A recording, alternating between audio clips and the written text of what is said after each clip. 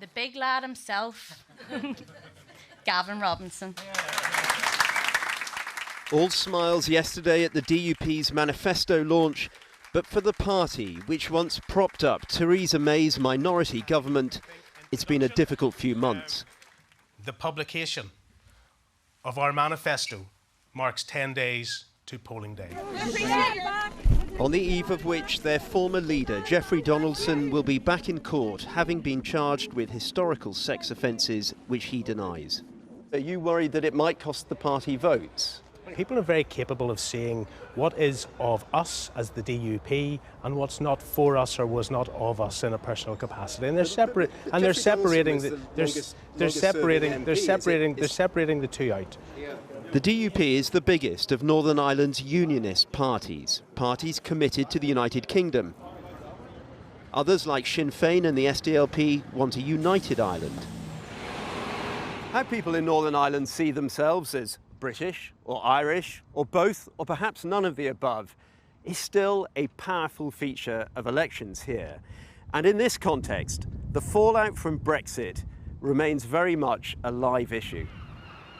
That there are checks on some goods entering Northern Ireland from Britain represents for many unionists an unacceptable border in the Irish Sea. And our union has never been in a more perilous state than it is today. Some unionist parties like the TUV, who are in a pact with Reform, blame the DUP, who've been accused of trying to suggest in the past that a sea border didn't exist. You were accused recently on television of having, as a party, more positions on the Irish Sea border than the Kama Sutra. Yeah. There is confusion there. Yeah, well, there shouldn't be any confusion other than those that want to make it so. What we have done is got a commitment from the government endorsed by Labour that we will eliminate all routine checks within what will become the UK internal market system. Now, would I have liked to have seen that delivered before an election? Yes, but I didn't hold the keys as to when that election would be called. Where are the emergency exits? The parties gathered for an election debate 2 days ago, Sinn Féin's John Finucane among them. His party is calling on whoever sets foot in Downing Street next week to get ready for a referendum on Irish unification. And I think it's incumbent upon whoever leads the next British government to seriously sit down and engage on this issue with the Irish government, because we need to prepare. I think there will inevitably be a referendum on constitutional change here, but we need to do the preparatory work in advance. If Sinn Féin win more Westminster seats than the DUP next week, it would be a first for any Irish nationalist party. But their abstentionist policy of not taking up those seats remains. I do not stand in an empty chamber. What I do, what my colleagues have done over this past mandate, is sit down and meet with government ministers directly. We meet with the other parties and we make our position and the position of the people that we represent crystal clear. Stormont's devolved assembly is back up and running, and in this relative political stability, the state of public services and their funding has been a major focus. Hello, and welcome to Monday Night Comedy at the Pavilion. A focus too for some voters in this Belfast Comedy Club last night. I think I would like to see changes, particularly with the NHS, just improvements with the waiting times. Housing as well. In this area in particular, the rents and that have gone up an awful lot, so... Really good to do Northern Irish election material when half the crowd are not from here. I'm a dancer and I do a lot within the arts, so any support for the arts I'm always in favour of, you know. I think that's been overlooked a lot. People are yearning for a change. Naomi Long is Northern Ireland's Justice Minister and leader of the Centre Ground Cross-Community Alliance Party. Now the third largest party in the Assembly, they want whoever's Prime Minister to rethink the whole mechanism of devolved government here. For 5 of the last 7 years we have had no government in Northern Ireland because the two main parties can actually veto not just things happening in government but having a government at all. I don't believe that that is sustainable, and I think that we need change at Westminster in terms of legislation to make sure that no single party can do that. Do you think a Labour government would be interested in changing that? Well, I think we have work to do to convince them. If change comes in Westminster, all Northern Ireland's parties will want to hold Labour to its promise to reverse the controversial Legacy Act, which among other things has halted Troubles-related inquests. Colm Eastwood leads the SDLP, an Irish nationalist party. We've moved on, we want to keep moving on, but there are a lot of people who've been left behind and left out, and I think it's important, if we're serious of reconciling this society, that we look at the past in a way that's decent and honourable and with truth at the centre, because otherwise I think it'll be very difficult to fully reconcile these communities if we continue to ignore what happened. The SDLP is no longer the force it once was at Westminster. Similarly, the Ulster Unionist Party, which last saw an MP elected 9 years ago. And what would it mean for you as a party to have someone back there? Well, it's a must. We have to get back there. We're the party of the Belfast Good Friday Agreement. We are an optimistic and we are a confident unionist party who will work with all people regardless of their religion, regardless of their sexual orientation or their community background. And we want to be able to portray that when we get to Westminster. The debates, the manifesto launches are nearly over. Soon the latest composition of Northern Ireland's Westminster MPs will take shape, with those who take up their seats and, uniquely, with those who don't. Well, I'm joined now by the DUP's Emma Little-Pengelly, Deputy First Minister of the Northern Ireland Assembly, and Chris Hazard from Sinn Féin. Thanks both of you for joining us this evening. Emma Little-Pengelly first. This is a really difficult moment for this election for your party. You recently lost your leader in terrible circumstances. You've been brutally wounded by the post-Brexit fallout. Your biggest fight is with other unionists, isn't it? Well, it's been a very challenging time for many of the political parties. It's been a challenging time, of course, for the entire of the UK.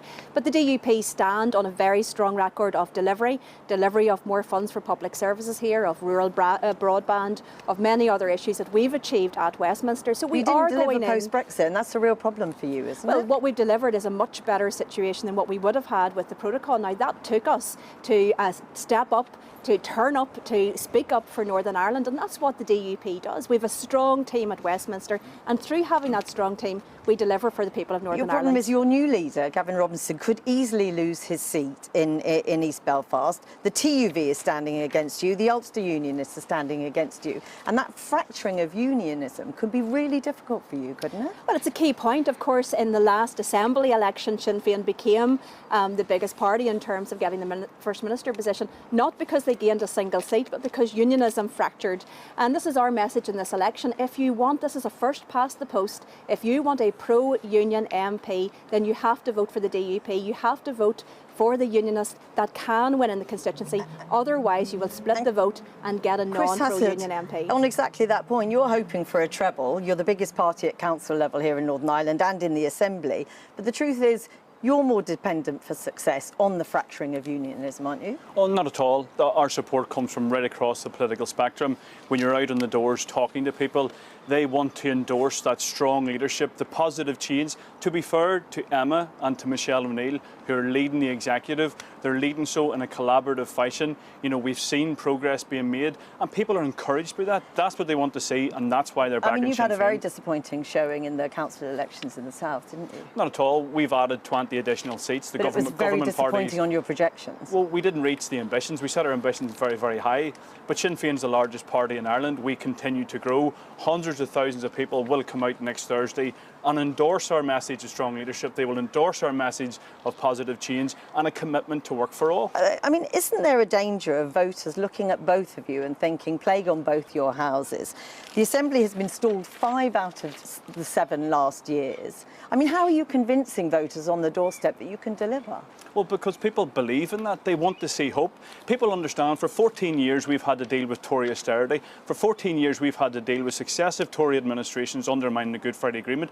They understand it's very difficult to hold together a 4-party coalition. But again, to be fair to Michelle O'Neill, to be fair to Emma and other executive colleagues, they're doing a good job in those conditions, and people are encouraged for the future. And certainly from our point of view, look, the DUP is a party that loves Northern Ireland. We really want Northern Ireland to work, and we will continue to make Northern Ireland work. That means making difficult decisions at times, including and unfortunately holding the feet of the government to the fire in order to get the best deal for Northern Ireland. So you're in agreement it's the DUP that has made progress in many of these things, because we have that. You're in agreement about the UK government But the point is, people looking at the Assembly, why would they trust it going forward? Well, of course, it's important in the Assembly as well that we get the foundations right. The protocol, for example, from a unionist perspective was disastrous. It fractured the internal market of the UK. Therefore, it took those drastic actions to get significant and positive progress against that. That's what the DUP was prepared to do in order to make things better for everyone in Northern Ireland and try to fix the problems of the UK government. The deal you agreed with the Conservative government over Brexit was oversold, leaving a border in the Irish Sea that your leader had previously sworn wasn't there. You're essentially saying to people, vote for us, we'll fix something that we haven't been able to fix for years. Well, of course, that's not the case. The reality is we were given the protocol over the heads of unionists here in Northern Ireland. It was the DUP that stood up and fought to get a better deal. We made significant progress. That's what we said at the time. There is more to be done, but we made significant progress. That progress was only made because the DUP turned up and stood up for Northern Ireland. Highly disingenuous. The DUP inflicted the hardest possible Brexit on the people of Northern Ireland, who, remember, voted to remain within the European Union.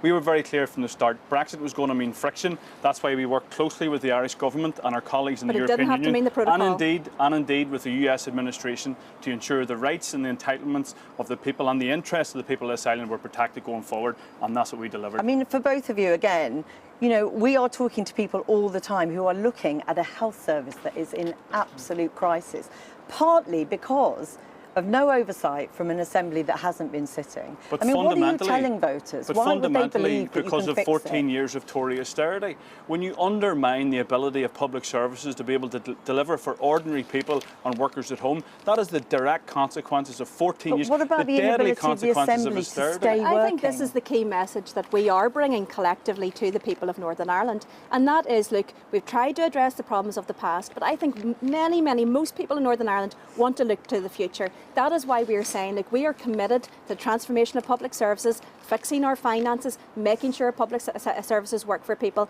This is a positive vision that we're putting forward. I think people in Northern Ireland want hope, and that is the hope that the DUP are saying, look, let's make Northern Ireland. And don't forget, in recent weeks, the British government themselves have acknowledged that the North has been underfunded and there needs to be an injection of money to be able to help make public services sustainable. Can I just put to you, Sinn Féin, of course, campaigning for votes for seats that they won't actually take up in Westminster. The Nationalist SDLP say that if you want people's votes, you should sit in Parliament. You keep telling people that we're meeting with British ministers all the time and we have their ear. Why not sit in Parliament now? Well, because abstention from Westminster is a cornerstone of Irish democracy. As an Irish Democrat, as an Irish Republican, I believe it is for the people of Ireland to have that say in our democratic future. I don't want to be a hypocrite and then go and sit in the Parliament and have a say. But you're talking to British ministers, so what is the difference? I have an office in Westminster, and that's why people endorse, and that's why I say hundreds of thousands of people will come out next week and endorse Sinn Féin MPs because of effective representation, not just in our community, not just nationally, but internationally too. We're the only party in the North with MEPs in Brussels. We have unique access to the corridors of power in Washington, and that's what people want. I mean, just briefly, if you both would, I mean, you still want a poll on a united Ireland. The timetable within this decade, I think, still stands. I mean, Labour sound no keener on it than the Tories. Well, it's not for Labour to decide. It's for It'll the people. For a government minister to decide whether the poll can happen. It is for the people of Ireland to decide on our constitutional future. The Good Friday Agreement sets that out very, very clearly. It is an international treaty, and the challenge now for the Labour Party coming into power, which they undoubtedly will next week, following 14 years of a Tory administration undermining the Good Friday Agreement, is to stand up for that international treaty, which they played a key part in delivering, and ensure that the people of Ireland do have their constitutional right on the future. I mean, sorry, briefly, Little Pengelly, I mean, how much of the difficulty the DUP is currently in do you think is down to a Conservative government who many unionists would argue let you down in the end? Look, no matter who forms the government, no matter who is going to be Prime Minister, the DUP MPs will be there standing up for Northern Ireland, making sure the Northern Ireland issues are raised. We do turn up and we take our seats, and we believe that's incredibly important. Of course, it's Westminster that sets our budget. It's Westminster that deals with many of the big issues. We have delivered in the past, and it's a strong team that delivers moving forward, and that's why we need to return those DUP MPs. Emma Little Pengelly, Chris Hassett, thank you both for talking to us this evening. Thank you.